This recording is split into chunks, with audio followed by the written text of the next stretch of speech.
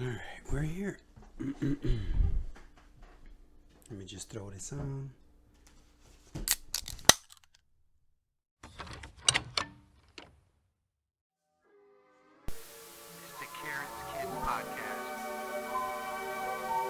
It's the Karen's Kids Podcast.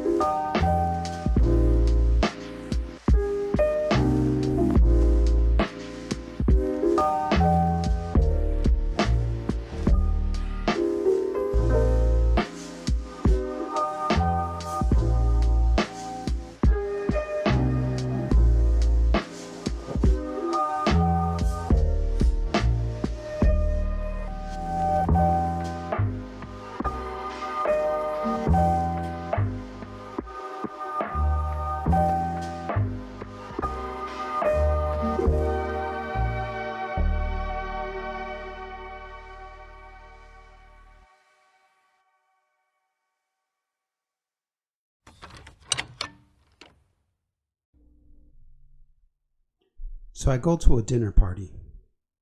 It's a crab boil. I never been to a crab boil. But then, What's your birthday? Oh, you're a Gemini.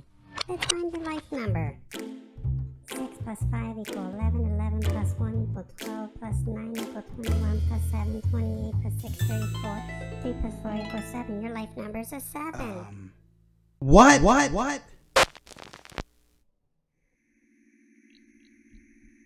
So there are you get those palm readers, you get those psychic people, they have little businesses, and I see those places. Me personally, I just immediately go, how is this place a business and how does it pay the bills, right? But then there's this people like the people who believe in the crystals, and those are the same kind of line of thinking that people who like would possibly go get a tarot card reading or a palm reading or a psych. So what percentage of those people out there doing those things do you actually believe, and what percentage do you think is just straight up, I know how to make money doing this? I think 100% is bullshit. All right, everybody, welcome to the podcast. This is another episode of the Karen's Kids Podcast, and we are here with Dino and myself, Jose Morales. Yes. Dino, how do you want to be referred to, as just Dino? Do you have any nicknames? Something you picked up along the way along your journey? No, actually, that's so funny because I was literally talking about nicknames earlier today, and I don't have any. Just Dino's just it. Dino. It's not like a name you've never heard before, but it's not common. No, well, it is common amongst Greeks. Yeah, sure. Yeah, I guess it depends how many Greeks. But even like Greek there's not a lot of Greeks where we're at. Sure. So it's not like Jose where it's like, God. Every other third Mexican? Yeah, dude. I always joke because one time I came up to a stoplight and there was these two girls and they were arguing at the bus stop. And I heard one of them say, "They're all Jose. Watch." She goes, "What's your name?" And I said, "Jose." She said, "Told you." I swear to God, that's a real, true, honest story. I would say if a cop pulled over a car of 4 Mexicans, one of them's Jose for sure. One of them for sure is Juan. Awesome. And one's Jesus. And one is Jesus. Well, all right. So when I was coming up, I was probably 5 or 6 years old, and my dad always referred to me as my middle name, which is Carlos. But he would say Carlitos, which is kind of like a small version of Carlos. Sure. But then we had a neighbor. His name was Jose, and everybody called him Jose or Joey. And I was like, man, that's a cool name. I wish my name was Jose or Joey. And then I go to school, kindergarten. I'm like, damn, my name's Jose. Mm-hmm. And that like really actually happened in my life. Isn't it crazy how some nicknames, they change, like it's changed. Like, so they'll go like Richard, they can call him Dick. Right. It used to be Dick. But how'd they make that jump? I don't know. I know there's other ones like William and Bill. Yeah. Well, how? Yeah. Yep. I don't get it. I don't get the. Are there any other examples? I'm sure they're out there. I don't know, but those are the two that I always think of. It's like, how do they just do that? Yeah, I know. So I don't even know if I should say this, but I guess I'm gonna have to now. My kids' relatives, Mm-hmm. it's hilarious, right? Because they have their names, their actual real names, but then everybody calls them something else. Mm. Like, for instance, one of them will be like, his actual name is George, and then there's nothing that links him to Frankie, but they call him Frankie. That's what they wanted to name him. And I'm like, why do they call you Frankie if your name is George? He's like, I don't know. That's what they called me. I was like, but it's not even relatable in any way possible. Sure. So why? But so it's not even one uncle. It's all of them. Mm-hmm. They all have this strange second name that is not associated in any kind of paperwork or government document. Mm. Did you have a nickname growing up? Did any of your friends call you anything? So in high school, because my last name is Morales, they would call me Morals. Okay. And so there was too many Jose's, so it'd be like J Morals, J Morals, J Morals, J Morals. So in the neighborhood where I lived, there was a lot of Jose's, but my dad referred to me as Carlitos. So a lot of my friends couldn't say that, so they started calling me Carlies. So sometimes I'm out and about in the city, and then somebody will say that name. Carnies? No, Carlies. Oh, Carlies. Okay. Yeah, like Carly, but plural. Okay. So they'll be like, Carlies. And then I'm like, okay, that's somebody from my very old past. Mm. And I look back and it's somebody I don't recognize because I hadn't seen them in 20 years. But it's somebody from my past way back then when I was a kid. I definitely don't have any nicknames, but if I guess my sister growing up, she'd call me Dean the Bean, and that would be about it. Dean the Bean. I mean, that's it. All right. That's just like more like a family. Oh, bro, I had so many. So my brother would call me Soup. Mm. I had so many. Some I don't want to mention because I don't want anybody ever calling me them. You know, it's funny how in high school we had, you start having nicknames for people, and there was this dude, we called him Chin. He just had a giant chin, And it's funny how sometimes you think about like you're kind of being a dick, in high school, and how if I try to be like, it's like funny or whatever, and I don't think anyone got too mad, but you don't know how like they take it, right? Yeah. They could like the people you make fun of, they could be like, you're on that fucking list, you know what I'm saying? Yeah. Like, they're Yeah. I think where they'll see you at a bar like 20 years later and they still remember, they still have that resentment for you, and they're like 2 Michelob's deep. Like, dude, for sure. That's happened to me actually. I was hitting on this chick one time, and she was friends of somebody who I went to high school with. And I wasn't like really mean in high school, but I kind of was a dick. I kind of made people laugh at other people's expense, Like I wasn't malicious, right? But I was like kind of a dick. I would make fun of you, Yeah. So this chick was like, "Oh, you used to be a dick," and we were like in our early 20s. I was probably like 21 or 22, and I literally apologized. I was like, "You're right. I was kind of a dick."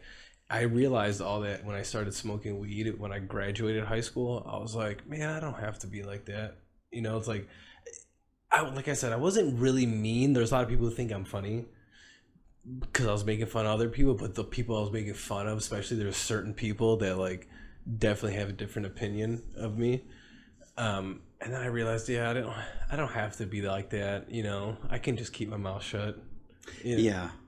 I feel like that's what weed started doing to me, is like I could be a little bit more introspective and like start reviewing how I'm acting and whatever. And I was like, that's why I was like, what? I wonder if I smoked weed in high school, what the outcome would have been, because I literally didn't. I think I smoked weed maybe one time in high school. Yeah, a lot of people have that aversion to like marijuana. They see it as like they'll compare it to like other drugs like heroin or fucking crocodile, whatever the other like real demonstrative drugs are. But they don't see that like marijuana actually allows you to look inside yourself and open up. And obviously it's not for everybody, right? Because some people are just complete idiots and they won't realize even if God's in front of them is like, hey. Sure. Yeah, but I do, for me it's like a reflective thing also. It allows me to look inside. I've been doing this research on numerology, which I was telling you about that earlier. And dude, Yeah, educate me on it, because I know it's crazy. There's some people who can link a lot of crazy shit with numbers.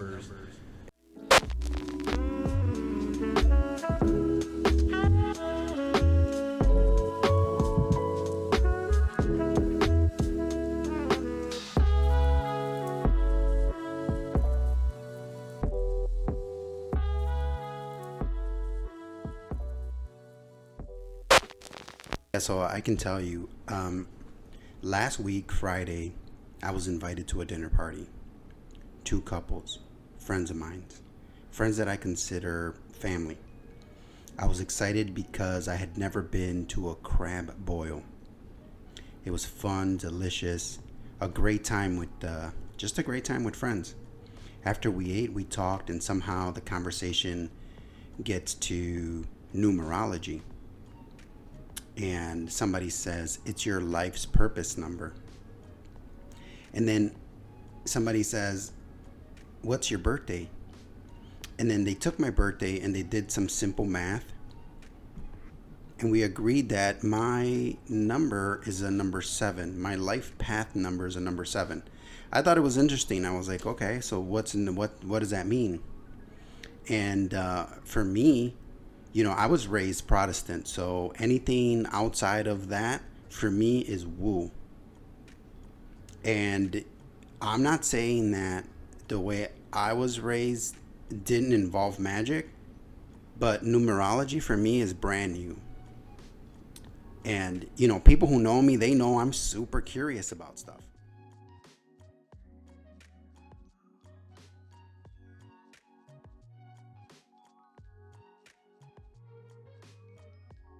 And here's what I learned about numerology. And this isn't the only discipline of numerology. Like, I believe there's like 40 or something like that, I think I read. But this one is this is Pythagoras, the father of Western numerology. So it starts off like 2,500 years ago. A merchant man visits the Oracle of Delphi.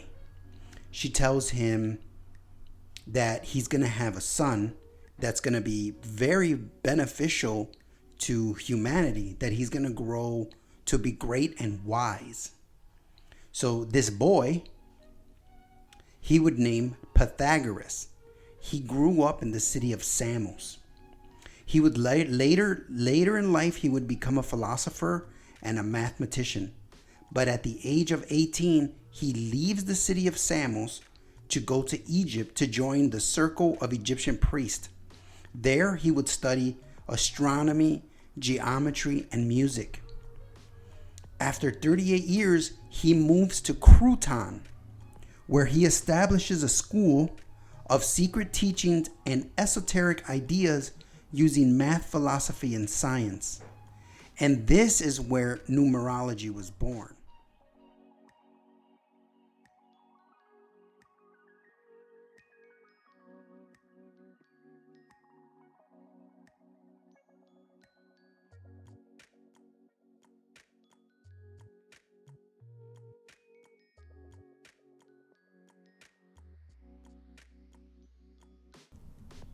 In numerology, there's 4 basic ideas. The first idea is that there is a physical world. And it's obvious because this is the world that we live in. This is the world that we can see, touch, taste, smell, and hear. The world we function in. But if you peel that one layer back, the world is made out of geometrical shapes patterns and numbers. So this type of math.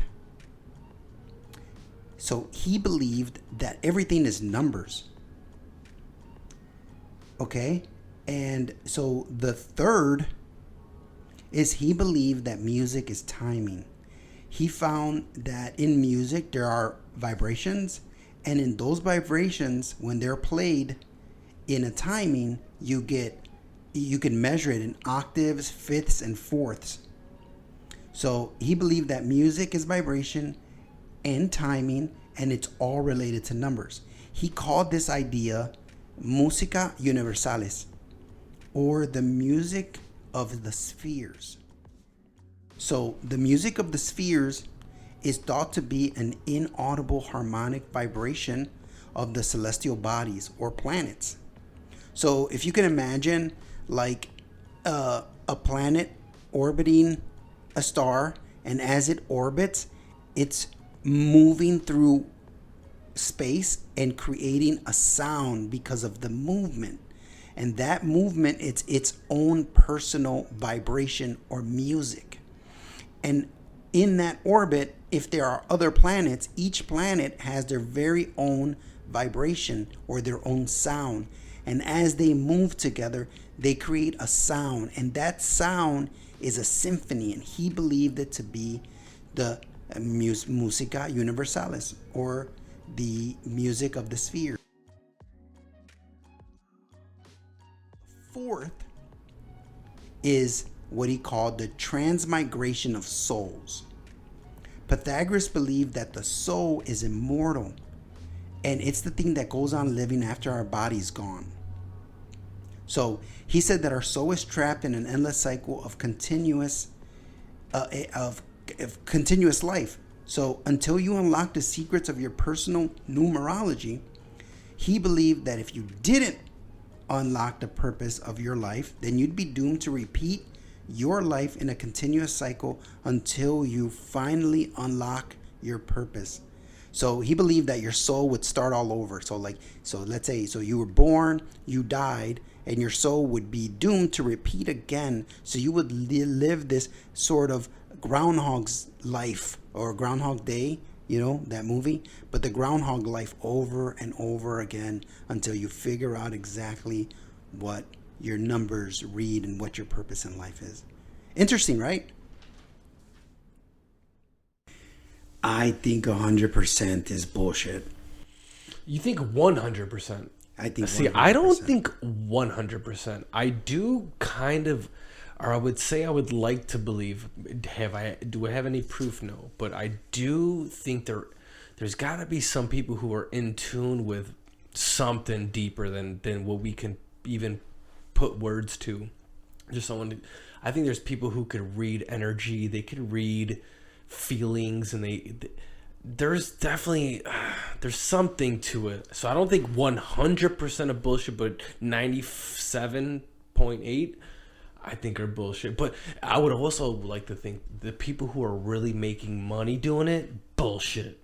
Because I think if you're really gifted at it, I think about it. I don't know. If I had the ability to talk to the dead or give messages from one, dimension or whatever to the other, give somebody some peace or whatever, I guess I would make money off doing it too, though. I would be like, okay, I would say enough to people where they believe me, and then I guess I would start charging because, goddamn, I want to make some money. Sure. So I don't, I guess, blame anyone who tries to, because even the person who could, because I do think there's a very small percentage that really can do it, and maybe they don't want to be famous. They're not trying to look for money, but maybe it finds them. I don't know. You know what I'm saying? I'd like to think maybe 1 or 2% people could really do that.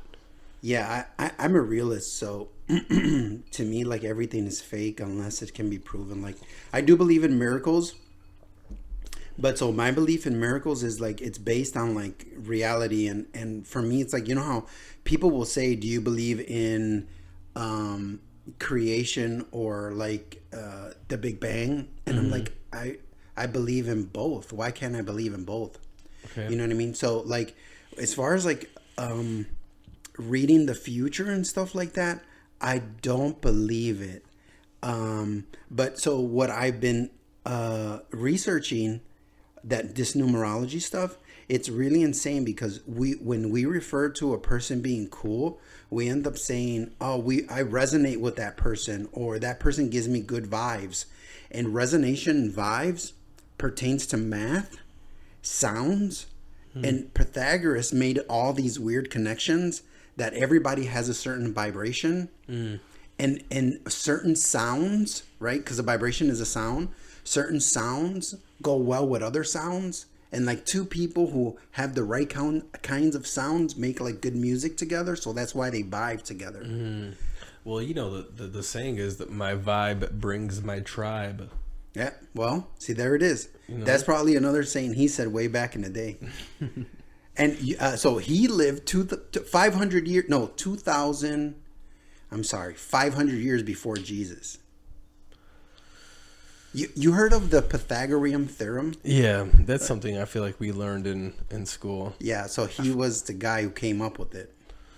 Yeah, like I said, I know there's people who've made a lot of connections with numbers, and like that movie 9, you know, with Jim Carrey was like that when that movie came out, that's kind of when the masses started learning about stuff like that. There's a few like celebrities and whatever talk about that shit and the numerology, and they really believe in it, but I don't know. I mean, I don't know enough to like really speak on it, so yeah. I mean, I think there's something to it, right? Because there's sacred geometry. Yeah. So I know you know a little bit about that. I don't know much about it. You know, it's my half sleeve. Yeah. So Dino has tattoos on his shoulder, and so his tattoos resemble what sacred geometry is, and I don't know much about it. Dino? Yeah. I have the Flower of Life, I have the Siri Yantra, and I have the Metatron's Cube, and it's all like woven in with different designs. But yeah, I went down a YouTube a while ago, and I started learning about all that and about all the patterns that you see in nature, and you know, from the smallest atom, you know, if you follow it, you'll see patterns, and if you zoom all the way out to the universe, you see patterns. So yeah, it's interesting. How much research have you done on that? So I'm pretty deep, man. I think I'm at like something like 20 hours. What? Okay, so I watched recently, which was I think it's a newer discovery about the fucking pyramids in Egypt, and how much fucking math is involved with just the pyramids. Yeah, dude, they're like, all right, so the size of the pyramid is like 1/44,000th of the. It's some 44 and a bunch of zeros. I don't know if it's 44,000 or 400,000. Anyways, it to the scale of the Earth. So like it's to scale of the Earth like 44,000 times down. Oh, okay. And so they started figuring out all these different angles, and they can do all these. It's the same Earth. It's like it's pretty crazy, all the connections with the Earth and the pyramids and the angles. And I wish I knew more to ramble off on it, but I only watched it once. But it's pretty interesting. Yeah, I mean, I'm sure that there's ancient technology, right, that obviously is now gone because it was made with material that just didn't stand the test of time, right? So what do you think happened? Like, we had civilizations that got wiped out? Yeah, I totally believe that. I do too. I mean, so, you know, people talk about... do you know Abraham what's his name? Something Hancock? Oh, yeah. He's an ancient guy. Graham Hancock. There you go. Yeah, Graham Hancock. Yeah. Yeah, that's what he talks about. Yeah, basically, it's his very research interesting. Is on that at one time we had, these... ancient societies that were very advanced, but then maybe there was a meteor or a caldera volcano that erupted, and then it killed most of society, withered down to something like 20,000 people, and then those 20,000 people Well, they had to start all brand new. Right. Well, think about how easy it would be for us to be wiped out. Everything we have is digital. Most of our records are digital. And if it is in hard copy, what is it? In a library that's made out of Sticks and stones. like, even I guess bricks can hold up for some time, but not if like a fucking major catastrophe happens. You know, none of our skyscrapers would make it through any kind of like volcanic eruption or whatever. You know, like, and I watched a program one time. It was called like Life After People, and it said like it only take like 3 to 5 years for all the highways to be covered up with vegetation of all the grass that would grow. Oh, yeah. So like if 5 years, what is, 15 to 20, 30 years, it wouldn't, I bet you less than 50 years, it wouldn't look like any of us had a dent on this world. Yeah. I mean, maybe a few things. I guess the pyramids were always built to withstand all that. You know, it's so crazy, right? The whole idea of the pyramids, right? That's why it's one of the greatest mysteries, because it's so interesting to think about. Because you hear about all these big blocks and how is it built? Because we can't build that right now. Right. We don't have the tools. We barely have the know-how. It's just unbelievable. So it's kind of all right. So what kind of theories do you have on who built the pyramids? Obviously it had to have been a super society, right? They say So that humans, it wasn't the Egyptians. Humans. Man, yeah. Okay. Yeah, Do you know where I was going with that? I think humans did it. I know because of the ancient aliens, right? Yeah. Yeah, I think humans may have done it. I just think that they figured out a different method of building, or maybe. But how do you lift up, 100-ton block or whatever, these fucking huge blocks that it's like almost impossible to lift, and that weren't from there, like from thousands of miles away. These rocks were brought. It's like your imagination can't even figure out how that got there. Right. It's like you literally jump to like some movie style electric thing that levitates it. Like that's what you think of, right? I don't know. That's what I think of. Like, how the fuck else do these big? And then I don't know. I guess do they have thousands of people pulling at once? I mean, is that possible to thousands of people lifting rope? I don't know. Right. Like. That doesn't Right. seem. It just. I guess it's real easy to. Yeah, you're right. There's probably just technologies or maybe methods we just fucking. I don't know. I guess they had trees, and they would like roll it. Put all the trees in front of it one after another and kind of roll it, and I don't know. Yeah, I mean, yeah. What's the answer? I'm trying to be like logical. It's like I don't want to live in fantasy land, but Right, it's nice to like think, oh yeah, no, they, aliens did it, and they've. But okay, I did watch this thing one time.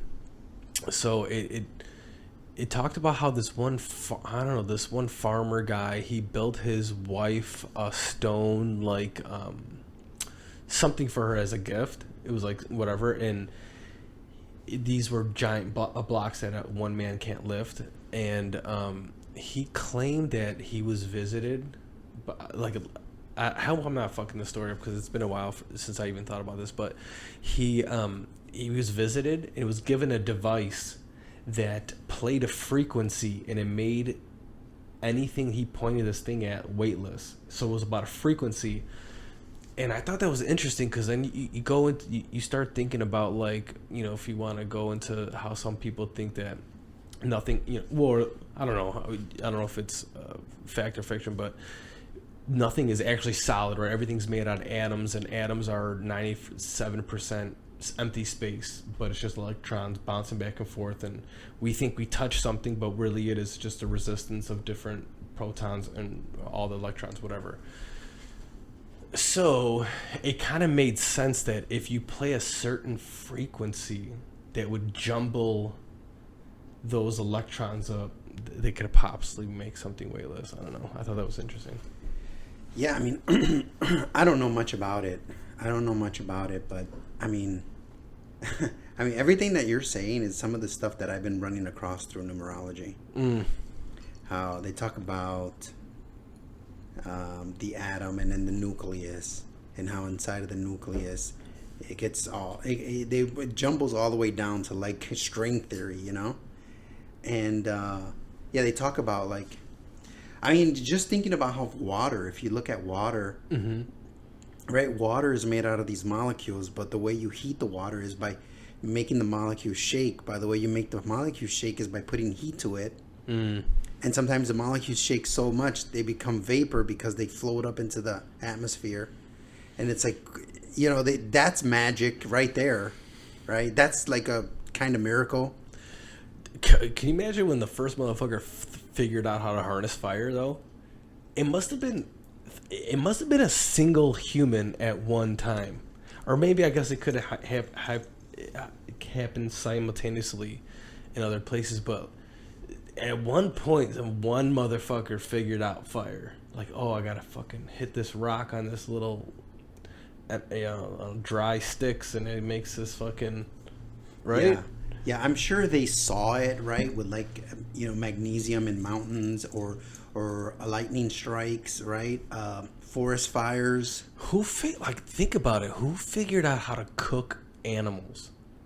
Like, you know, like who's the first fucking human to think about, like, I need to put this thing over fire? It probably happened on accident, right?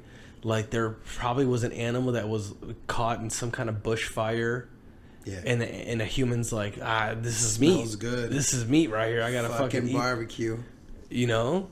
And then the person's like, hey, this is some jerky, but it's maybe not that's where that's where the phrase came from. This is some fire ass meat. That's how I talk. This is fire. It's fire ass meat. Oh man. Hey, but what do you think about, like, all right, so there's a lot of like chicks that are really into astrology. What sign are you?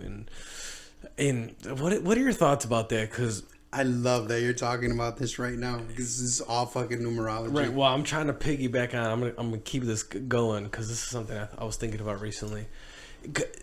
It's really interesting because I think there's a lot of vague. I think there's like, it's a lot of woo woo. There's a lot of like the daily horoscopes, and like it's just a lot of generalities or whatever, and just fucking keywords, and it's just whatever. I feel like it's, but.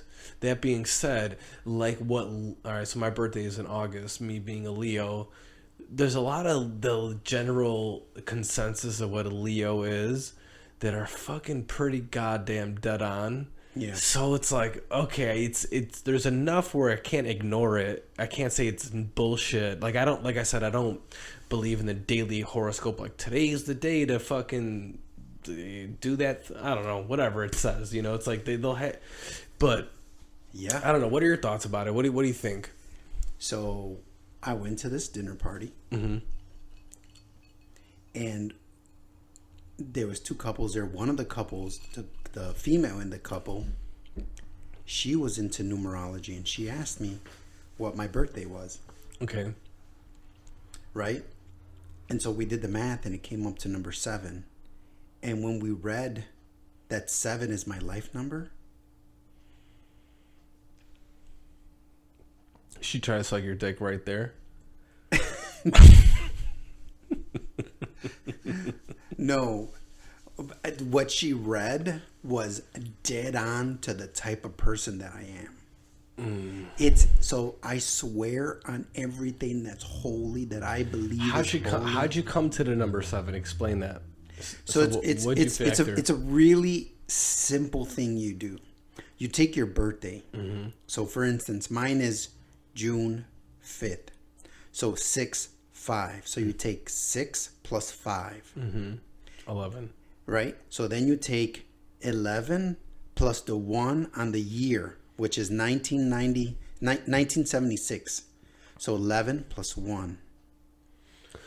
Wait. Explain that again. So you just basically add. I know we got to 11, and then that's. So the year you were born. Oh, the year you're born. Okay. Right. Mine's 1976.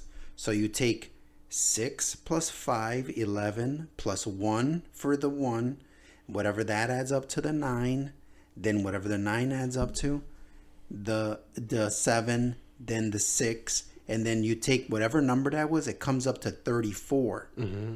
Now you take that 3 plus 4, and now you get a 7. You want to wither it down till you get to one single digit by adding each number individually to itself. Okay. So, for instance, when's your birthday? August 13th. So, well, what's August? August is 8. 8 plus 13. So, what's that? 21. 21 plus your year is 1988. So 21 plus 1, 22 plus 9, 31. 31 plus what is it? 8. 8. What is that? 39. And then 47. 47. So 4 plus 7, 11. 11. So That's, now let's just 1 give plus it up 1 for that math is on 2. that. Yeah, you're awesome. So 1 plus 1 is 2. Mm-hmm. Your life number is a 2. That's not what I wanted to hear. 5. I feel like 5 is my number. Why? That's just always been my number. That's always been lucky to me, and that's just how I feel. 5. Huh? Yeah. Okay. Well, Okay, it's a 2. I wonder what somebody would say about that.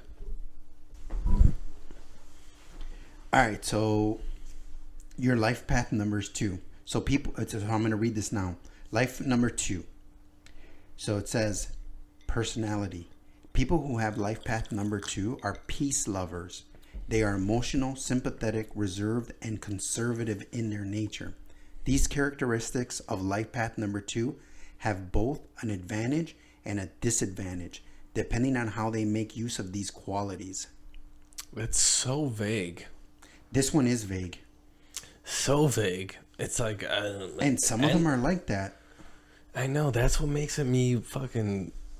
So it says dismiss it. Cooperation, teamwork, and companionship. I don't know. That didn't land with me. No. All right. So, well, that's what it said. So, that's what I like those people who are really into that. I'd love to like talk to them because I would try to. I don't want to say pick apart, but like I'll just keep going. I want to like hear because sometimes they know the right things to say in the moment because no one's ever questioned them in a really good way. Oh yeah. You know what I'm saying? They're like. They're so used to everyone going ooh and ah, and then the one person who calls them out on their shit, they're like Right. I don't know. There might be something to it. I don't know, but I don't. You know what? All right. So what's interesting about people in numbers? Actually, I have a buddy. His wife. She thinks this number 24 means something. She keeps seeing it all the time, right? And she was saying it like it was her, they like to gamble like Vegas. I think we're in Vegas actually when we're talking about this, and she keeps seeing the number 24. It's everywhere, and I was pushing back on it because she kept saying that's her lucky number. I'm like, that's just the number you're focusing on. Yeah. Because you're seeing numbers all the time. When you see it's 1:30 in the afternoon, you're not registering it. This isn't the number 24 that I'm looking for all the time. Yeah. But when you see 24, you're like, oh, there it is. I told you I've been seeing. No, you've been paying attention to that number. You've been seeing numbers all day. But when you see 24, you're trying to add meaning to it. You know what I'm saying? And so that's all right. So that's actually another thought that I've been thinking about is how human beings, we apply meaning to things. We're the only species that really does that, right? We could apply meaning to things. We have the part of our brain that's advanced enough that we could have the concept of God and religion and things that are imaginary and future things. Like that's very unique to the human brain, right?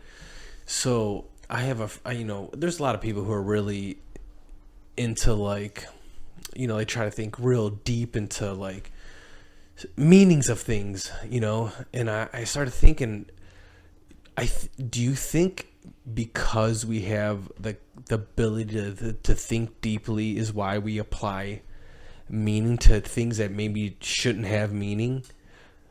you know what I'm saying? It's like we like to think like are things meant to be, and is certain things fate? And it's like, I don't know. I just think that sometimes I hope I'm wrong, to be fair, but I think it's because we have the ability to think deeper and meaning to things that we apply it. It doesn't mean it's true though. Like religion, God, like we like to believe it and we like to think about it, and we're a unique species that does that. But I also, sometimes it's the thing, because we can do that is why we do that, but doesn't really mean anything. You know what I'm saying? Right. Or what do you think about that? Well, no, do you understand what I'm saying? Yeah, I feel like yes. The answer to your question, in my eyes, is yes. Things mean something because we make it mean that, right? Because we're always looking, because we have this, is it the pineal gland? Yeah, right. Right. Whatever. So because we have that, I think that's what allows us to look in. But not only that, we have the hippocampus, right? The part of our brain that helps us to see creativity. Like all those things combined, right? We're this mega computer, and all this put together with everything we see in the world, we're like, well, why did that happen? And some of us have deeper questions than others, but I think we're always looking for why did that happen and how can I avoid it, or how can I have it happen again? You know, in terms of like a good result. You know what I mean? A quality that you'd like to just enhance. You're always doing it, and I think yes, because we are like a thinking, eloquent speaking species, evolved, that we do those things. Yeah, for sure. And in terms of like God and is he real and stuff, well, I think it depends how deeply you think about it. Because if you're like a shallow person, it might not resonate with you. But if you're somebody who likes to think a little deeper past some of the shallow things, then it might be like, whoa, you know, this, I can make certain connections that will put me in a place where I think that God is more real than someone who can't think that deeply, you know, or is occupied with other things that don't allow him to reach those points in their brain. You know what I mean? Have you ever had like a really religious experience where it's like you felt that you were in the presence of God or something? Yes. I do get that.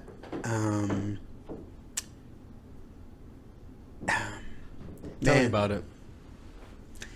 I mean, I don't know if it's something that I want to share at this time. You know what I mean? Because it's like no one's listening. It's yeah, no, it's one of those things, man. That I'll tell a story. I'll tell you. I haven't fully thought it out completely, so it's not a thought that's done.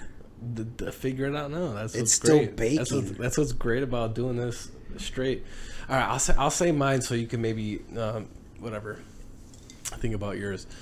So I remember one time I was about to do some Molly with some friends, right? And I remember usually when I do like the more intense drugs, I like to put like an intention out, like what I want to get from that experience from that night. So I don't know why, this was some years ago, and I don't know, I was in my backyard and I knew that night that I was gonna roll and we're gonna whatever, I forgot, I don't know if I was with an ex-girlfriend or what is that, a plane? It's fucking loud as shit. We actually are by airport, I guess that makes sense. Anyways, so I went in the backyard and I remember looking up in the sky. Right, I was looking up in the clouds. It was a really nice blue day, but it had some clouds in the sky. It's really defined, vivid clouds. And I remember looking up in the sky, and first off, I was thinking, when's the last time I looked up and gazed at the clouds? Right, just appreciated looking at the clouds. Right, I remember thinking this in the moment. And then I was like, all right, and I knew what I was gonna do that night. And I was like, you know what? If there is any kind of God, like I want to see some signs tonight. Right. I was like, I want some like definitive something, right? Okay. So then flash forward to the night. We start, I think I was with an ex-girlfriend. So we're in the bedroom, we put some music on, and I remember when it was started kicking, I think we started off talking, and once it started like feeling like felt like something was kicking in, then we turned some music on. And I remember some of the lyrics of the music fucking hit. Dude, they were fucking, I don't know. See, this is going to be my debate. So I was hearing things like, I know you think I forgot about you, but I still love you. Like, this is, I heard that, though, that phrase is what stuck with me the hardest, right? And I'm actually getting, like, feeling the type of way now just remembering, because I remember in the moment hearing, it was like 2 or 3 songs in a row that were undeniably talking to me, right? So I was like, what the fuck?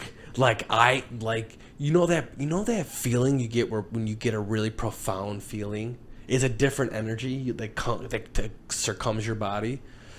I was getting that, right? And I was like, holy fuck, like in the moment, like this is it. This is that sign, right? I literally asked for this and I'm getting it, right? I was fucking, my mind was blown. So then, whatever, the whole night, and then the next day I'm thinking about all this, right? And I'm thinking about like, what the fuck was that yesterday? Because it's undeniable that it's like I can't. I was rolling, so it's hard to really like think about but like I know the gist of that memory was like accurate. I was like, I asked for this fucking thing and it happened. So then later on, so the next couple of days I was just feeling a type of way. I was just feeling weird. Like, I'm like, dude, I don't, because I'm not a person who is religious, right? I've throughout my entire life, I've bounced back and forth of like, is there God? What religion? Blah, blah, blah, going back and forth. Landed on that chances are no, right? It's kind of bullshit. And then, so then I had this experience, and then I started thinking of like, well, so then I was like, what, do I have to change my view now, right? Because I asked for it, and I fucking get it, right? So then I started thinking a little deeper. I go, okay, what's going on that in those moments that you feel like something, because every time I have I do the heart, I don't know, every time I do mushrooms or Molly, I have way different thought processes. So I don't know, like in the moment, did I prime myself? Okay, so the cynic, let's go to like the cynic side of things. Did I want to listen to those things? Did I want to apply me? Those words didn't come out of nowhere. They were in the lyrics of the song. So did I hear those things and then apply the priming that I basically did that day by wishing to hear something from God, right? So I hear these lyrics, I apply that meaning because that's what I wanted. That's kind of more like the logic. But then it's just the timing. It's like, how do you the other side is like, no, like those came to you because you were supposed to hear it in those times and blah, blah, blah, blah. So it's like, it doesn't really answer my fucking question, right? It only probably makes more. But I don't know. That was like my one religious experience where it was like, I kind of asked for something and it kind of came, and then, I super analyze it, and then I still don't know where I land on it. Yeah, I mean, I feel like that's the way it happens, right? Because so like in the Bible, Jesus has to come down to earth to be able to speak to us in our language, right? So it would be like, for instance, let's say as a kid, or let's just say as you are now, you're looking down and you notice an ant, and this ant is walking towards a spider, right into the spider's mouth. And you see this happening, right? And you want to tell the ant, hey, don't walk forward anymore. you're headed towards danger. But you can't tell the ant because you don't speak ant. So in order to be able to speak with that ant, you would have to become the ant to talk to the ant and tell it, hey, this is the wrong path. You have to go a different way. So the Bible explains that Jesus came down to earth, became human, right? Or the God became human as Jesus, and then he came to us and he brought us some good news to get us from walking into death or the spider, right? So what you're saying is that somehow God used what he could to speak to you to in some way let you know that he is out there and it does exist. Right. That's what I was trying to go back and forth with. It was like, did I get the answer I wanted, or did I pry myself to listen to the key words that would get me to that conclusion? Right. Yeah, that's the question. So, but it can be whatever you decide. It can, right? And so that's whatever why you do decide. That's why the question is in religion: is religion real? The real question is religion, or does religion work? Because it works if you believe in it. Think about it. Yeah, like, if you believe that, like, okay, I need to be a good person. I mean, they've done studies about people who are religious, let's say like Christians, for example, that more Christians are married and happily married, and it's like a common thing they all have. You know, it's like, I would say it probably works on society to believe that there is a God, that there's something that happens to you based, good or bad when you die based on what you're doing right now, right? So it gives like humans a nice guideline, right? Because if every single person on earth thought that there was zero God, then I would imagine there'd be a lot more killings, and people just ruthlessness would be a little, I don't know. Right. But I don't know. I guess I don't really have any evidence for that to come up with that, but that'd be my guess. Yeah, I mean, well, we have a reference if we go back and we think of like what was it, 500 in the 500s AD, during the time of Genghis Khan. Like savages, like all the he killed the rape Mongols. And pillage. Yeah, fuck yeah. He's like there's like a huge population of like, yes, that have his DNA. Yeah, that's crazy. I forgot it's in like a book or something, right? Yeah, for sure. I haven't done a lot of research on him. I try to like watch some of those documentaries that are into those, but I never really get into them. That's not like the documentaries I'm into. So I believe he killed like 20% of the world. Oh yeah, it was some kind of percentage. I forgot what it was. And you could imagine he probably raped something like 2,000 women.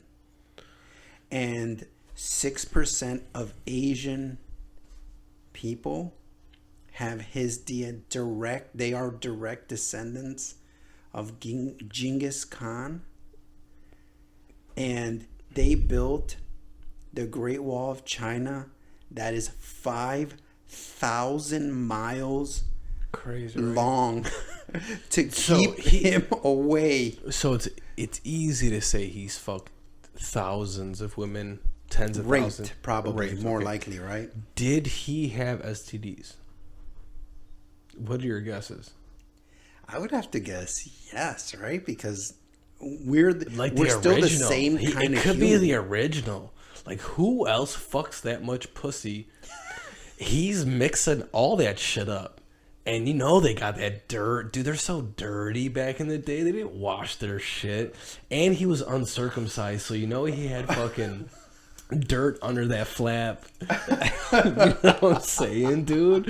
He definitely had all types of dirt under that flap. People falling out right now off their chairs. Nah, they're tuning in. No, but you know what I'm saying, dude? Oh, can you imagine the way like chicks smelled back in the day? Like, I'm big on smells, me personally. But now. not just chicks, everybody. Right. I guess if it's all you know, like BO and obviously deodorant's not even a thought. I guess they had, but I think like Cleopatra, they had oils and scents, and I think they did have perfumes and stuff. Yeah, but the common merchant man, or even a peasant, what did he smell like? Dude, if he had pigs, he probably smelled like pigs. And that bush and their ass, like they didn't wipe, dude. They probably had all types of nasty smells. Sure. I mean, it took. Well, I mean, right? It was just rare that they lived past 30.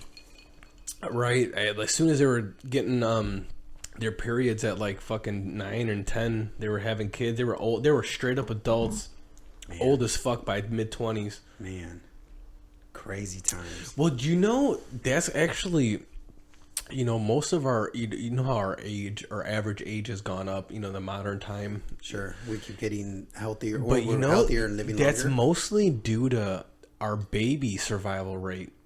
Right. Back in the day, it was like, I don't know what it was, but a huge percentage of babies were dying just from complications at birth, you know, all the modern shit that we can fix and do now.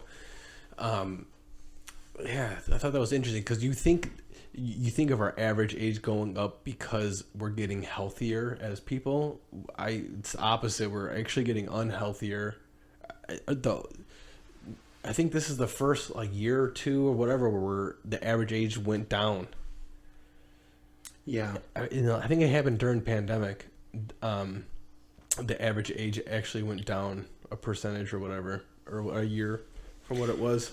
Yeah, I don't know much about that, but I do know that it's obviously, you know, we're living longer. We have access to more food, and we have access to medicine. So obviously we're going to live a little longer. But so on Joe Rogan, like a week ago, there was a guru on there and he was talking about the soils. Did you hear that? Yeah, that was very interesting. What were your thoughts about that? Yeah, what were your thoughts about that? Okay, you first. Go ahead. No, I'm just saying. I mean, It sounds like it's legit because it's something I've heard before that there is only a certain amount of years we have left on our topsoil because all the pesticides and all the shit that we don't do right. I mean, there's a lot of smart people who see the writing on the wall, right? Way smarter than me and you, who say we're fucked if we don't do anything different. And it doesn't seem like we're going to do anything different because the big business, whoever, you know, if it's not cost effective, they're not fucking doing it. Right. What are your thoughts about the future? Is there going to be a point in time where it's like, there's going to be anarchy where it's like, there's the food shortages? I don't know. What do you think? Well, I think that there has to be major changes that we need to do like right away, because capitalism is great, but there's also other systems that we can put into play that will also help in like aiding some of these situations that we're running into, because capitalism is like, we need to make more than we made last year. Right. But at some point you're going to get to an area where that's not going to be no longer feasible. And so we're getting to the point where our soil has been depleted. And if you think about it, capitalism, the way it works, you know, you take a worker, you use him for his time, and then he retires. He's no longer, it's just the way it works. And then, but because of our practices and how we treat the soil, we're not replenishing it. Well, that's not helpful either. Right. You know what I mean? He had I don't know the gentleman's name, but he had a dude on talking about like self-sustaining farms, how they move the animals around and they let them self-fertilize. Joe Salatin. Oh yeah, that's right. You know, he has good ideas. I don't know how that works on, you know, doing it on a grand scale, or if it just takes multiple small farms, because I'm sure we have the land. Right? Like, there's plenty of land, even in America. Like, dude, we got tons of, like, I guess they're cornfield. Maybe they're already used, but I feel like there's a tons of just in the Midwest. There's tons of flat land that we could fucking still do shit on. Or maybe we need to figure out like just giant stupid warehouses and do like indoor grow of shit. Or like you could do like where it's like, you know, you got solar panels on the top and it's feeding, you know, in electricity that would need to feed the plants and all that type of shit. Look, I'm sure we have some of the smartest people in the world trying to figure this out. Well, you would hope, right, that we have some of the smartest people in the world trying to figure this out. But it seems like, I don't know, I heard about like hydroponics. You ever heard of that? Sure. Where it's like they have fish, and then the fish poop in the water, and the water gets filtered through the dirt, but that also feeds the plant. Are you joking? No. That has nothing to do with fish. Sure. Hydroponic this is my understanding of hydroponics. It's just a way to feed the roots directly. So all of it sits in a tray. You'll have, so I know this from just growing weed, right? You can grow weed in hydroponic sets, and you would have it in I forgot one of those things that it keeps the seed in. What those like sponges? It's not a sponge, but it's like there's a certain little name for it. And it's slipping my mind right now, but it sits in that little seed, and that little sponge thing sits in the tray, and the tray gets filled up with water, and that water is in that tray is actually what hydroponics is. But maybe I'm wrong. I don't know. Yeah. So the way so dirt has, so it should have nutrients, right? It should have the little creatures in there, and the creatures obviously they eat, they poop, the plant eats. Anything that decays on the ground gets absorbed into the ground, and then that becomes nutrients for the plants. So the way hydroponics work, like you can have it set up where it's a self-sustaining system. So what they do is they'll have a bunch of fish, and these fish will be in their water. Now you feed the fish whatever fish eat. The fish will poop in that water. The byproduct is what's... Then that water gets filtered through the dirt, trapping all of the fish's waste. But that becomes the food fertilizer for the dirt, so that the plant is able to produce its sugars and what it needs to produce product like fruits and veggies. I never heard about the fish aspect of hydroponics. Yeah, so this anyone who's grown weed has never used fish. I know that. Well, maybe because different plants use different systems. But so the way I've seen it in the past, they use these fish. They use like tilapia. So you're able to eat the tilapia, let them reproduce, feed the tilapia, but also the tilapia feed the, I don't know, zucchini that you're going to eat later with the fish when you end up cooking it. Would you ever have your own garden in the backyard? I have. What have you grown? I grew like leafy greens, tomatoes. What is leafy greens? Is that just a lettuce, spinach? Okay. Yeah. But I only did that once my first year. I kind of want to do that, but I don't. A lot of work. Is it? Yeah, it's more work than you think, and then you don't yield as much as you think you will. So it's It's like you actually need a nice, an acre or so to really be self-sustaining. Yeah, so I've thought about this in the past where, like, I would have rabbits. Rabbit poop is some of the best fertilizer for dirt because it's small, but also it easily absorbs into the ground, and it's small enough where it doesn't burn or hurt the plants, and because it's small, it breaks down easily. So rabbits reproduce very quickly. Sure. So you're able to have multiple generations very quickly, which means you have plenty of meat. The only thing you don't have is enough fats. So you'd have to have like a cow to go along with it, right? So you can have the butter to cook the rabbit in, and then also have the rabbit poop go directly, rabbit and chicken to go the poop go directly into the ground to fertilize whatever plants that you're going to do. Would you use your poop as fertilizer? No, man. Humans are disgusting. We are disgusting. Well, I guess it depends what you eat, right? What if you're on an all plant-based diet? Still, humans are disgusting. Yeah. I don't know, man. I don't know if I would use my own poop. No, right? There's gotta be like you said, there's gotta be smarter people who are fucking trying to figure this out. But it seems like we're getting to a place where there's to be some concern, you know? Like there's enough smart people saying like, hold on, climate change, you know, that's a whole another subject. But then this guy in the soil, and he made a whole bunch of sense, right? But when you were listening to them, didn't it seem like, I don't know, it seemed like it almost seemed like they weren't meshing. It almost didn't seem like a good dialogue for the first, I don't know, little bit. Because I think like Rogan was asking him questions, and the guy was like, I don't know if he didn't know what the interview was how it was gonna go, so he kind of had pre-thoughts about how it was gonna go, and then Rogan asked him other questions and he didn't really want to answer. You know, he didn't want to sound goofy or something. But I don't know. It made some sense what he was saying. Yeah, I mean, I don't know. I didn't hear the whole thing. I just heard the beginning of it, and but I guess I got to go back and hear it out. But he's not the only person saying this. Joe Salatin has been saying this for a long time, which is he's kind of like a self-sustaining farmer, but he believes that society should be smaller. We shouldn't be this giant society. Well, in that book Sapiens, it talked about how we used to always be in groups about 100 to 150. That's how humans do the best.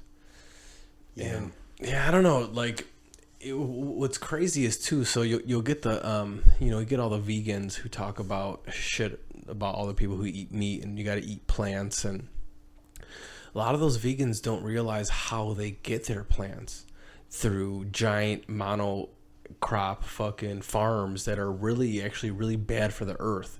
You shouldn't have hundreds of acres of one type of plant. That's unnatural to the earth. The earth has never had just one type of plant dominate areas.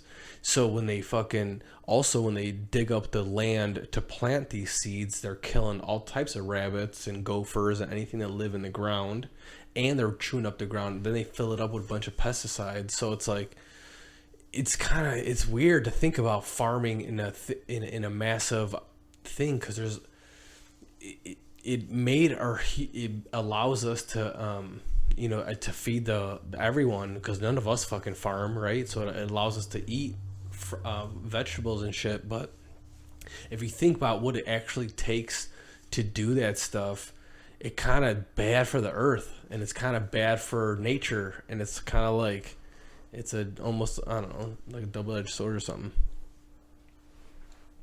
Yeah, no, I feel the same way. It's like I think there is a way to do this, and it's just gonna take for us to, because lots of times it takes for us to make everything, to fuck everything up, and then get things to a new stasis, to get it to a normal area where it's like, you make the mistakes, and then you correct, and and adjust adequately to maintain.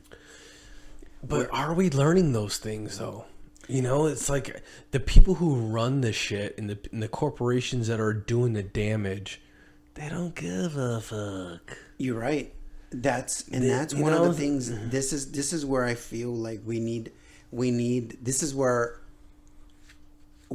these truth tellers. We need people like Joe Rogan, to be able to expose them. People like Russell Brand. What we really need, I feel like our only hope is that all the current billionaires right now who, whatever families run shit, that they have kids, and somehow those kids see the light, because whoever's running shit will never. They don't give a fuck. It's just, how do we make money, whatever.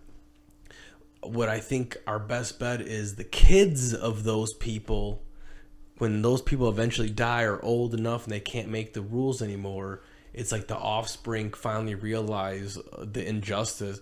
But there's always going to be rich people and fucking poor people. We can't all be the same, and it shouldn't be. We shouldn't all be the same because not everyone works the same. Not everyone is smart business savvy, so we shouldn't have the same amount of money if we're not the same business savvy, or we're not the same hard worker, or we didn't figure out that fucking thing that took me 20 years to figure out, and I finally figured it out. Now Jeff Bezos, he deserves every dollar he gets. I'm a Jeff Bezos fan. If I had a way to make $150 billion, I would have did it too. Right. So I don't think he is the reason why the poor people are poor. He just figured out the thing. He figured out his thing. Everyone could have a thing. Michael Jordan, his thing was basketball, and then turned into like business. And you know what I'm saying? Like, everyone could find that thing, you know? I don't know. I actually don't even know where I was going with that. But do you feel that now that he has all this money, do you feel that it's important for him to seek out a better life in a different planet, or to try and make this one here better? But what could he do? Because what would make the planet better is mindset. Money doesn't change mindset. So rich people are rich and poor people are poor because of mindset. It really is. Like, there's plenty of poor people who came out of poverty and became rich because they switched the way they think. It's like, how do I turn my money into more money? There's people who think of, I got a paycheck, I got to buy the new pair of Jordans that came out. But there's another person who goes, I got this paycheck, let me collect 5 paychecks and maybe I could buy a small property. Or, you know what I'm saying? It's like, right. It's just a mindset. That's what I think. So I think if Jeff Bezos, he has $150 billion, let's say, it's probably more, right? Even if he gave $100 billion to the stimulus checks is a perfect example, okay? You give all these people stimulus checks, what do they do with it? They're just going to spend it on stuff. So money doesn't change anything. It can change a few people who already had it in them to be a better person, right? Like Kevin Hart. He came from wherever he came from. Now he's where he's at because he had that mentality to get him there and the talent to get him there. You know what I'm saying? Like, you gave certain people a chance and money, they could take it to another level. You give certain people money. Okay, like, did you ever watch this show, The Lottery Changed My Life or whatever? No. Those people all go broke after 5 years because they have the same mentality, the same poor mentality. And you give them $100 million, they're just gonna buy things and vacations and stuff and things, and their money's gonna turn to zero. Yeah, I think they deserve that because that's a teaching moment, right? That they're gonna take that money, they're gonna buy the stuff. You gotta let them buy the stuff so they realize that we don't really need that stuff, and then they can get to a better mindset. And you know what? There's always going to be stupid people in the world who are going to make stupid decisions. There's always going to be that person that's going to make $100 paycheck for a week and is still going to buy those $100 gym shoes, and not. But I think maybe, I'm just saying, maybe Jeff Bezos, rather than taking his money, and I'm not saying he should do this, but I'm just piggybacking off what you said. If he's going to take that money and give people stimulus checks and they're going to spend their money on just stuff, maybe that's not the way to go. Maybe the way to go is, I don't know, create a system where we don't have to worry about electricity so much, or we don't have to pay these high prices for. You're talking about like universal shit, like, you know, like that, like universal healthcare, something that actually will make society better. Yeah. What is that exactly? I don't know. I'm too dumb to realize what it is. And how does it get paid for is another thing, you know? Like, there's no easy. There are some people who have made the argument that if you get like his name was what, Andrew Yang or something. Oh yeah. And he was on Rogan once and he broke down a pretty good universal income of like, I don't know if it was like $15,000 or $17,000, nothing crazy, but that would pay for your average rent and just average cost of living for food or whatever. Right. And I'm sure there's fuck, how much money do we give the fucking defense, the army and the military? How much money do we give them? You gonna tell me we can't save a few billion and figure out a way to give all the American people $15,000 a year so they can at least live rent free? I'm sure there's a fucking way we could do that. I'm fucking sure of it. I mean, yes, but look at the black people have been fighting for their not the black people. I'm sorry, the black American descendants of slaves. They've been fighting for their reparation money for such a long time, and every Democratic president says we're going to talk, and they never do. They're like, vote me in first, and then they avoid the questions, later. Yeah, but what? Okay, then who? That's a weird sticky thing, because how far do you go down to actually get it? Because so there's only 12% of black people in America are descendants of slaves. There's a stat right now. There's more slaves in current 2022 than there ever was in those times. Oh, you mean in like the whole world? Just the world, yeah. Yeah, that's sad. It is crazy. It's bananas, the whole human trafficking thing. It's not talked about enough, right? It's kind of like, I think people know about it, right? It's not like it's a unheard, like it's a subject no one's ever heard of, but it's not talked about enough. And I think it's I don't know, it's a pretty crazy thing. Yeah, and it just, man, it's a scary situation because, like, referring to the slave thing and how, like, there are buildings in China, especially the building that makes the phones for the iPhones, that they have nets outside of the building, so people, when they jump, they get caught by these nets. Because suicide rate was so high. And that's insane. That's because they work these people, like, I don't know, 16 hours a day. And really, what's... Right, and we buy this shit, and we have all these activists, right?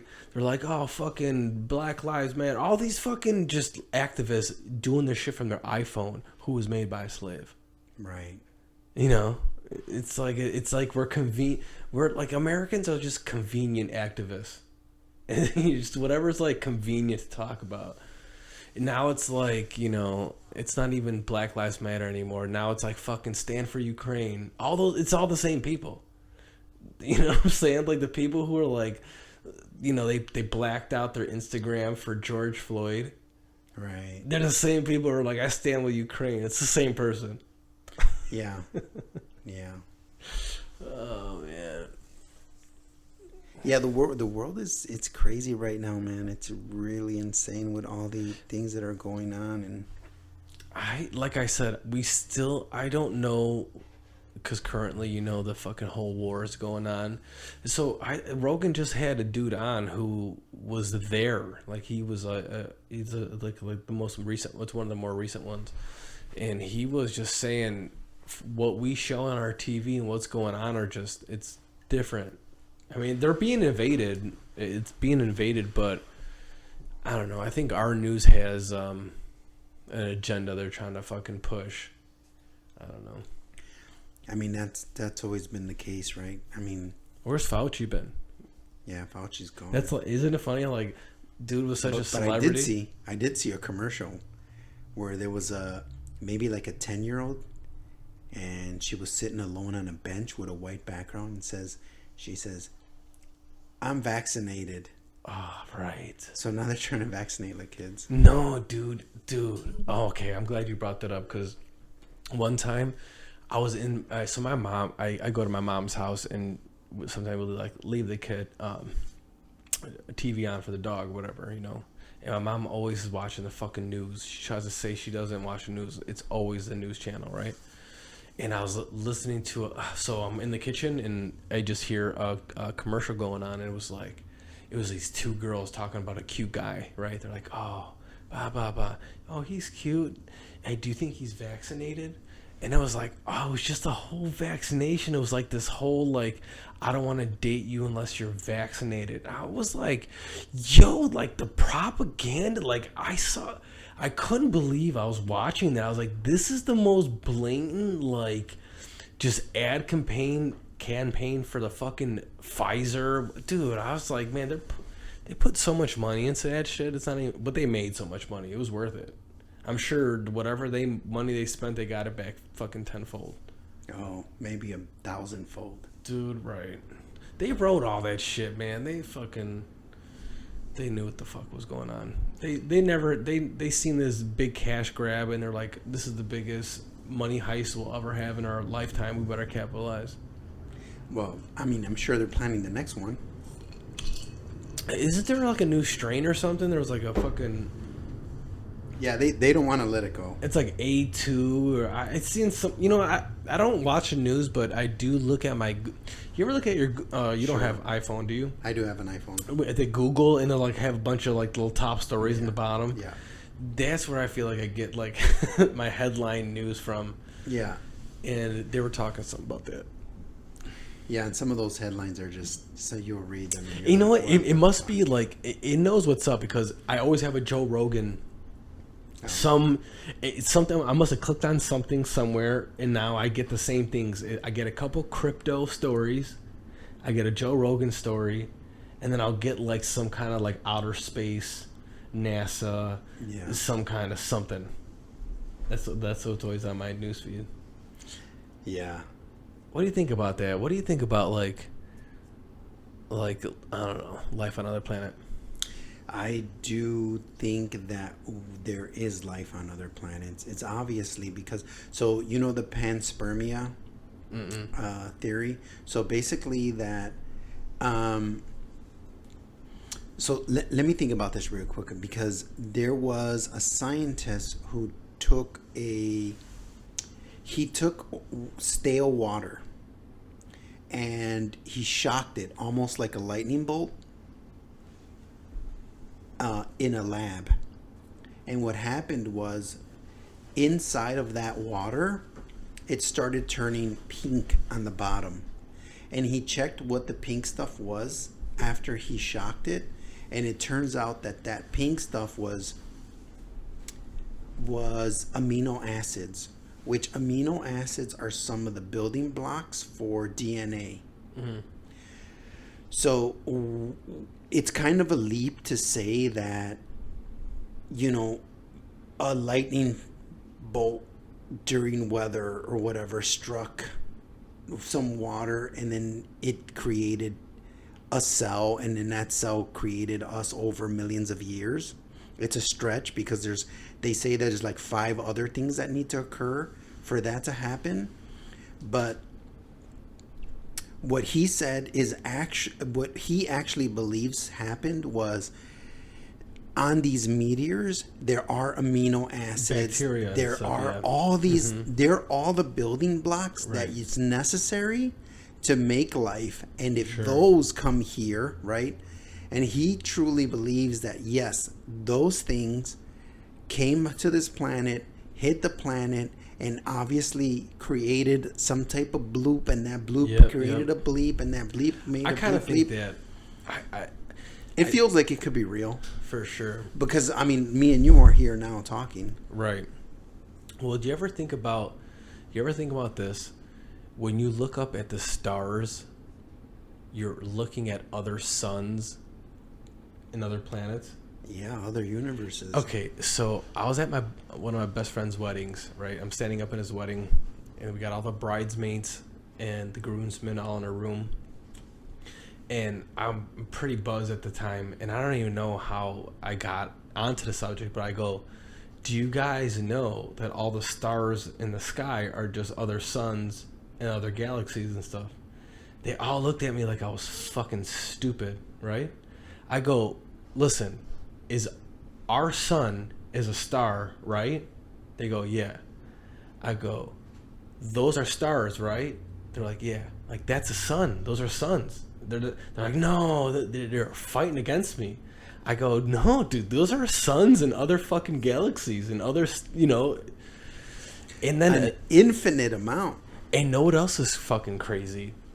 So when you're looking up at the sky and you see a star, if you see the actual star, you could be looking at a photon that is older than the human race. That may not even exist anymore. No, it took hundreds of millions of years for that photon to reach the Earth, and now you're looking at it. So you're looking at the past. Anytime you're looking at all the stars, that's all the past. Those are and they could be millions of years old that are just reaching your eye. That's what's fucking crazy to think about. You're looking at the past. Because you know what? I seen something on the TV before that, like, if the sun blew up, you would still see the sun for like 3 minutes on Earth before you saw it actually blow up. Because that's how far we are. I don't know. I remember saying that to one of my buddies. I was like, because we're smoking on his balcony and we're seeing some stars. That's what made me think about that.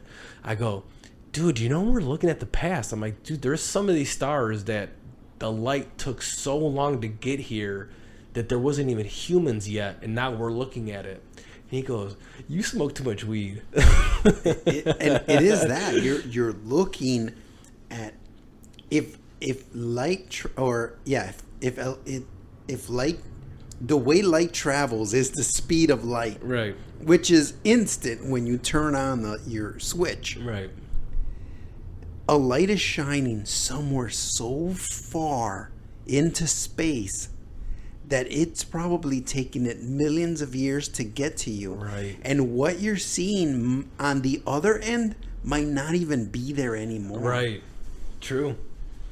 Yeah. Isn't it, so? Have you ever heard the theory that there's an infinite amount of Earths right now? There's so many planets in our galaxy and throughout all the galaxies everywhere that there's an infinite amount of me and you having this conversation right now. Yes. So, do you think that's where people talk about other dimensions? Or do you think that's a separate thing?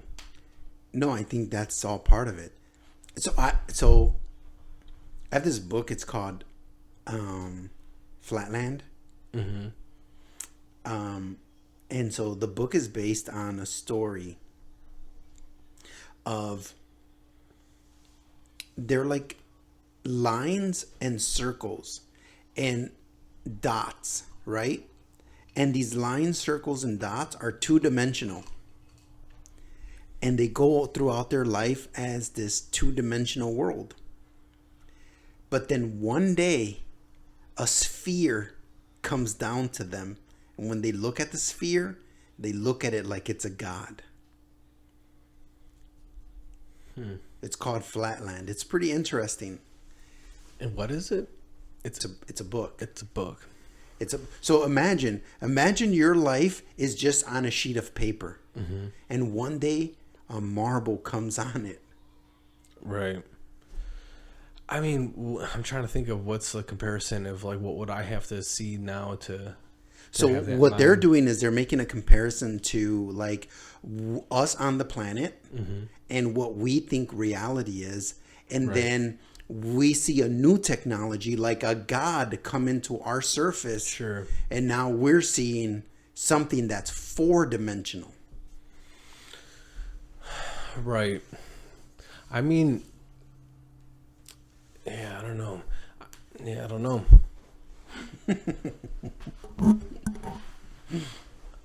No, it's very interesting. But yeah, so I do believe that there's life on other planets. But a lot of the scholars believe that we might never even see them or hear them or come into contact with them, which is really sad to me, because I really, in my lifetime, would like to know the answer to that question. Okay, if tonight aliens come down and say, Jose, we're fucking real. Okay. Tomorrow, how does your life change? It would depend what technologies they would afford me or what type of advanced knowledge I gain from them. That's interesting you say that, because I've thought about how I might interact if I ever had an alien encounter. I would be like, give me knowledge. Give me, like, the thing that people don't know, you know? And I think that's actually a part of. Did you ever see that new Indiana Jones? So let me ask you this before you go into Indiana Jones. Hold that thought. Let me ask you this: do you think that in the space of your head, your brain Can comprehend all of it, can even hold fathom it? Yeah, I know. I think about that. I it? do. Would your head have to change shape? Yeah, you're right. Because that's kind of what I was gonna say with the Indiana Jones things. Because I think it was in the newer one when one of the guys wanted all the knowledge or whatever, and his head blew because he couldn't handle it or whatever. That's what I kind of think about what God is, right? We like to think of God as like an entity or a being or an idea. I don't think our brains can even comprehend. Yeah. What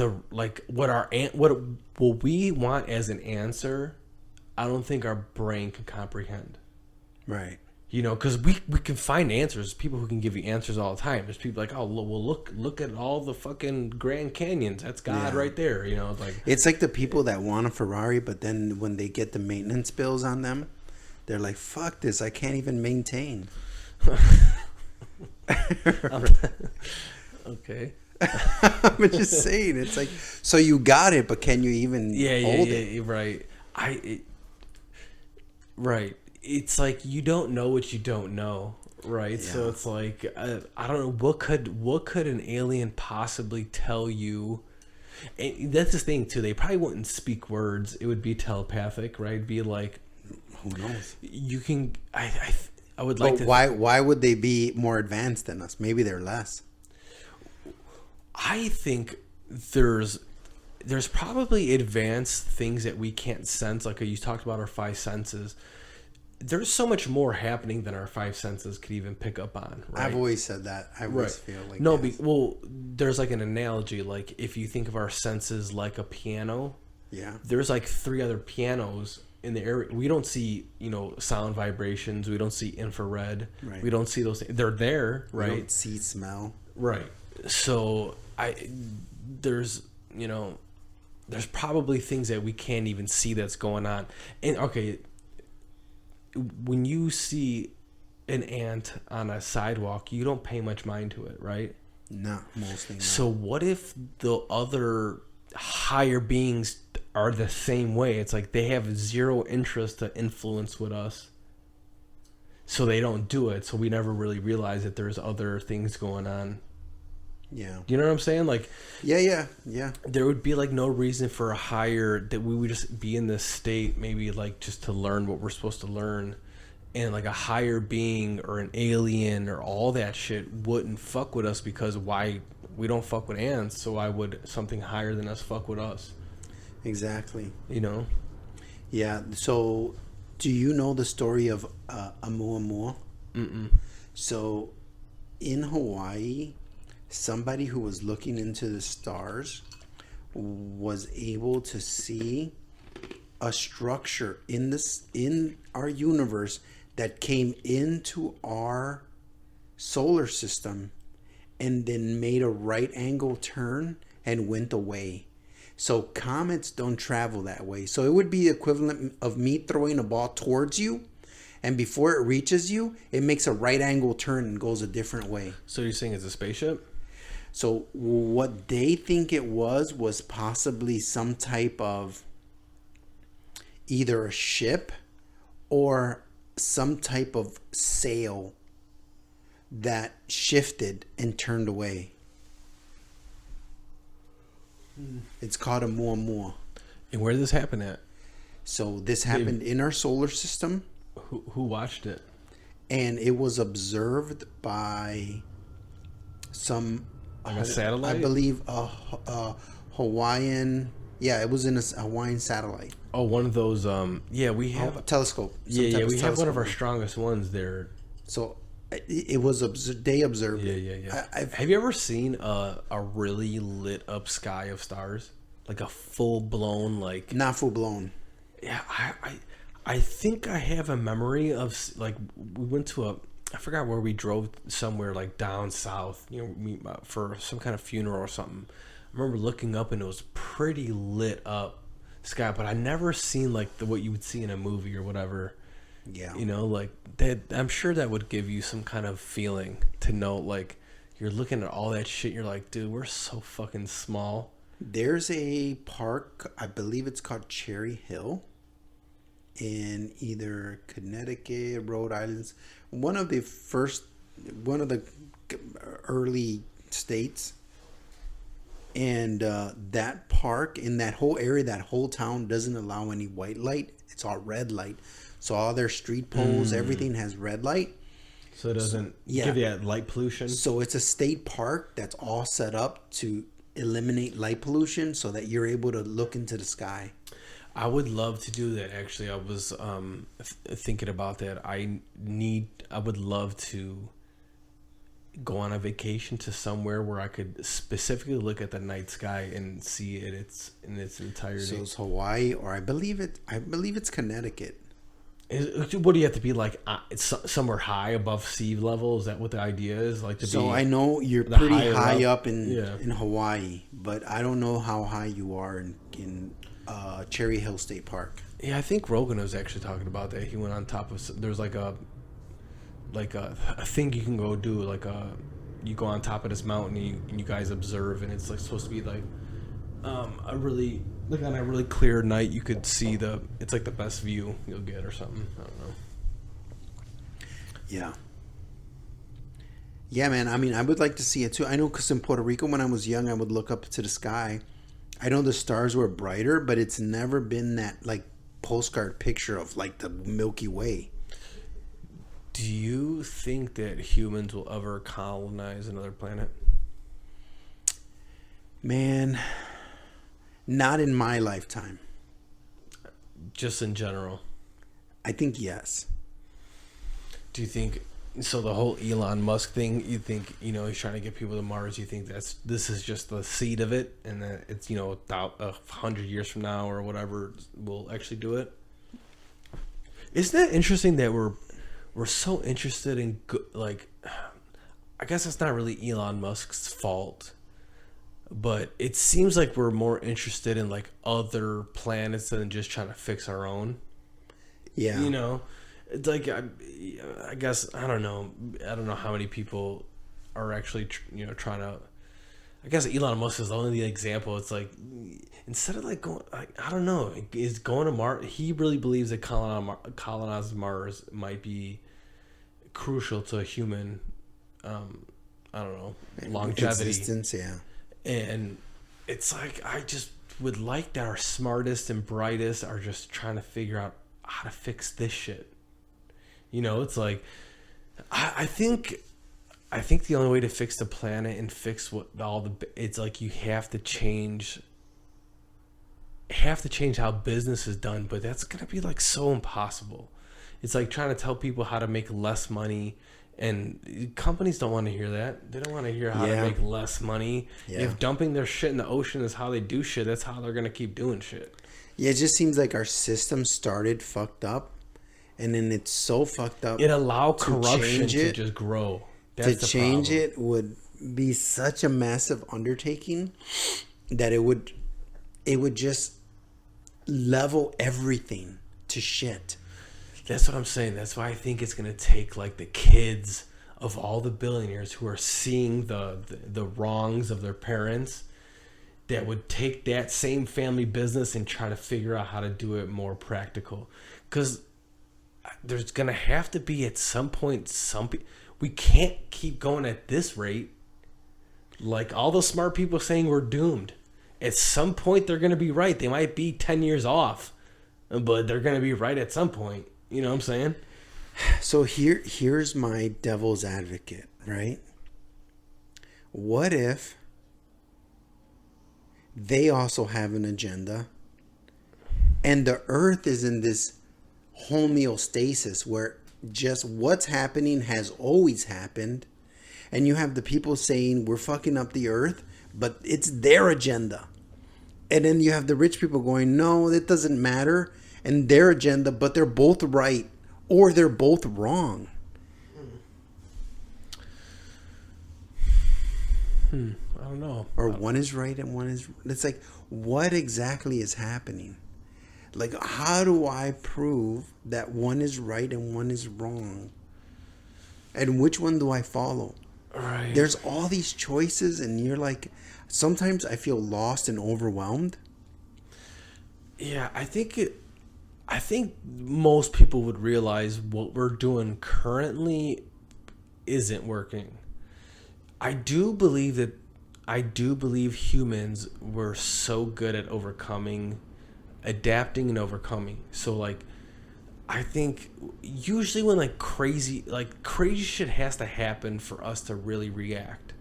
You know what I'm saying? Like, I think if there was like an immediate problem, I think we can come to a solution. I just think now, because it's kind of like hypotheticals and hearsay, and some people don't even think climate change is real, whether it is or isn't. I don't even know how I feel about climate change. Our Earth is always changing climate. That always happens naturally.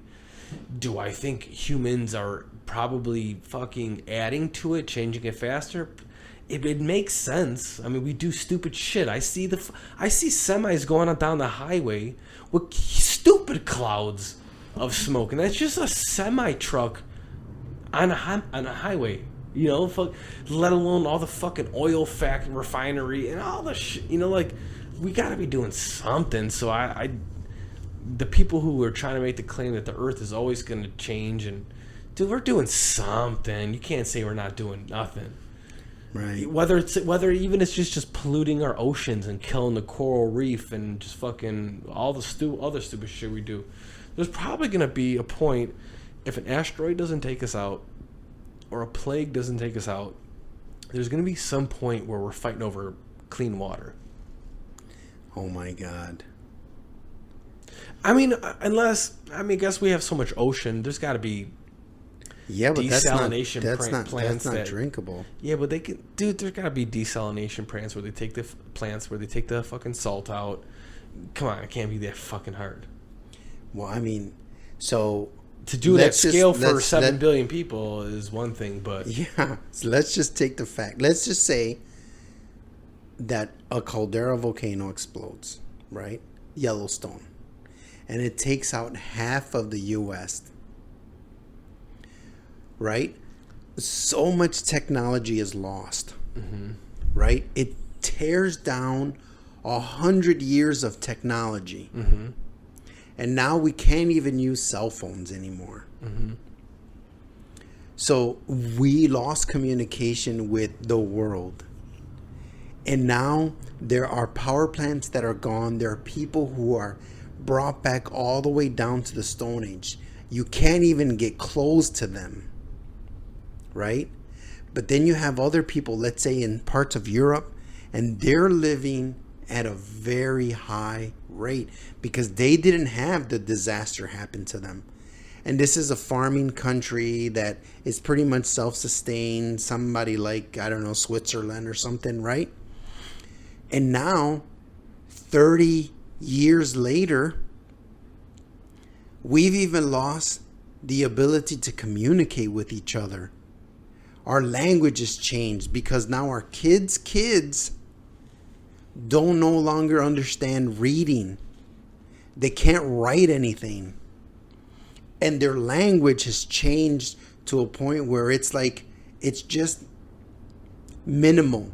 Water, food, meat, right? We can't no longer communicate on a level that we're doing right now where we're talking on the podcast and we're using bigger words and complete sentences, right?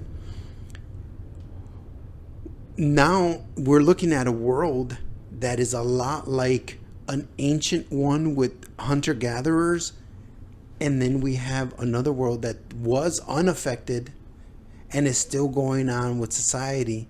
When they come over, do you think that something like that would restart the whole colonization, the whole brutalization, the whole religious, Savage? the whole religious? Nah, I think if you've already tasted unsavagery, like we already lived the life of unsavagery, I don't know. But I'm saying the volcano blew up, And now resources are scarce. Right. No, I was just about to say, we're only like 2 or 3 days away from being animals, right? If you don't eat for 2 or 3 days, Yeah. you're going to do whatever the fuck it takes. Let's say you have a baby. 100%. So I think civilization, you're right. We're on like we're really thin. It's like, think about if grocery stores didn't have any food coming in because of whatever, and all these shortages of food, and you'd start seeing the tensions rise because there's not food in the aisles, and there's legit no food, and you can't go anywhere to get it. Dude, shit's gonna start getting real. Like, I don't think it would take much for us to start fucking killing each other for resources. I don't think it'd take that long. That's what I mean. We return back to savages because, like, and even like, let's say you're a coastal city, right? Mm-hmm. And you got the ocean, but you can't drink the water. And the people who survive don't know how to desalinate. Right. They're going to move into areas where there is fresh water. And the people who are already there, they're trying to protect their fresh water. And now there's this, listen, man, I need to get water for my child. So I'm going to start to take you out so I can get that food. Right. I mean, yeah, I think about that sometimes, like the whole doomsday, like if shit's going down, like what the fuck would you really actually do? And I don't know, I guess it's good to think about it a little bit, because I guess, having some kind of plan versus no plan is probably better. But you don't want to be full day doomsday motherfucker where you got like, you got 3 months worth of food in the cellar, and every fucking year and a half you're switching it out, eating the old shit, putting new shit back in there to replenish it. But then when shit goes down, but we always think shit's gonna go down. Will it ever go down? You know what I'm saying? Like, we always think like it could. I don't know. I think as humans, we're always doomed about our future. We always think about the future as kind of a negative, because I think it's just what we do as humans. We think of the unknown as negative because it's safer to think about what we can do now to keep us safe, right? So our brain wants to keep us safe as evolutionary trait to keep us safe. And if you think about the future, it's more unknown. It's natural to be scared about it because it's like, could this thing kill me? That's what it really boils down to, So I think as humans, it's easier to fantasize about doomsday, but I mean, I don't know, man. I think we've come so far away maybe from civilization. Maybe we wouldn't turn into savages after 3 days, like we think, like the hypothesis is, because I don't know, man. I mean, think about this, right? Let's just say, like The Walking Dead. You ever watch that show? Yes. Like, I feel like that was a good kind of like how shit would go down. I think it's a very accurate, like how it gets broke. Yeah, for sure. So it's kind of along those lines. It's kind of like survival. I mean, you just think about this. Let's say I have food here, but my neighbor across the street, he wasn't smart enough to keep a packed fridge, and he ran out of food. But he has 2 3-year-olds, and he comes on my door and he knocks on it and he says, "Hey, can I have some food?" That first day, I'm gonna be like, "I need to store it for me." I'll give him a can of food, right? And then time goes on. A week later, I don't give him any more because I need it for my family. Right. Now you're a target. target. Then a month goes by and he's like, I know there's food there. So the first day he's going to ask. The second day he's going to beg. The third day, he's going to try to break that door down. For sure. And it's just, I think that's the mentality of human beings. You just get to the point where you need to be to survive. And if it takes, going back to that reptile DNA where you were just trying to survive, we're gonna get there because we are adaptable. We are the people that can change. No, your body's gonna want to stay alive. It's gonna, you go a few days without eating, your brain's gonna be like, and if you're bigger, have more guns, smarter. Well, right, that's what it's gonna turn into. I mean, if you start going down the path of like fucking, I don't know, like savagery, yeah, barbarianism. Who's got guns? Yeah, Who's got the biggest guns? And you know some of these gangbangers who are all tight knit, who have like systems down. Well, that's the thing. That's when you start banding together. You start joining these groups, and then we're fucked. People who are cops, they're probably going to stick together. Gang members will probably stick together. But these individual people that are just normal, everyday, just common, live for the next day kind of dudes like me and you, we're probably in a lot of trouble. Okay, you could think that way. Or you could think that, if shit was really starting to pop off, that community would grow. That we'd really start caring about our neighbors. That is adorable. Right? Yeah. That is adorable, man. Because let me tell you what, I've lived here for 9 years. My neighbors just recently, last summer, started waving hello to me. I was the second Hispanic on the block. I like being cool with my neighbors. I usually had at my mom's house. I was cool with both sides for a lot of years, and my across the street neighbor. I like that. I like being cool with my neighbors. I always felt a little bit better because, especially like my cross the street neighbors, they always have kids outside. So I always feel like there's always a person sitting on the porch, some kind of adult, and grandma, some whatever. And it felt nice that like I knew like there's always eyes on the block. Yeah. So everyone kind of knew the cars that's supposed to be there. You have a like, sense of community. Yeah, I like that. I like being cool with my neighbors. Actually, the ones next to me used to make guns. You know, they make guns legally out of a block of metal. They like sold it to the Berwyn police and stuff. Wow. They were really cool. Actually, it was two brothers and a teacher from a local high school. It was actually they were cool people. I really liked them. I liked smoking with them and shit. And we started talking about some.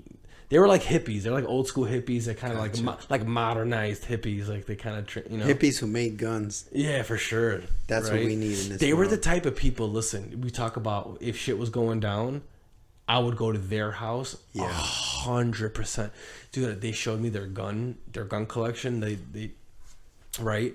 And the brother was kind of a little more like. Did you ever watch King of the Hill? Yes. You know, the conspiracy guy. What was his name? Dale. Okay, the brother was kind of like Dale a little bit, and he had a gun in every room. So he was the type dude like you're not gonna catch him slipping. Yeah. You know what I'm saying? So I remember him saying like, if there was an apocalyptic or whatever, like apocalypse going down, he's like, I'm ready. You know, and I was like, so I always thought to myself, if shit was going down, I would find them. But actually, now they moved, so I'm fucked. Yeah. Well, you would probably come over and they'd shoot you because they're like, "Whoa, it's got to be just us." Yeah. You know. But you gotta, but people's best resources is other people, though. So you have to have something of value to bring. Right? Yes. Well, that brings back you to the back of the days of bands and hunter gatherers. Like everyone had a role in the group. If you didn't have anything to bring to the group, you were out of the group. Yeah. And I don't think there's anything wrong with that. You better bring some shit to the table. Yeah, for sure. Otherwise, get the fuck out of here. What do we need you for? We can't have you fucking just somebody that's consuming and not bringing anything to the There's group. those peoples, though, right? Oh, they just take and take and take. They don't realize that they're like just you're just out there for sure. They just suck all your suck your life energy, everything. Yep, they're out there. Anyways, dude, it's been a great conversation. We're at 1:51. And an hour 51. Yeah, I'm sorry. We're at an hour and 51 minutes, and that card is getting full right about now. But it's been like I said, it's been a great conversation. Dino, you have anything else to add? No, man. I just appreciate you guys all listening. If you like what you hear, just like and subscribe. That's it. Thanks, guys. Thanks.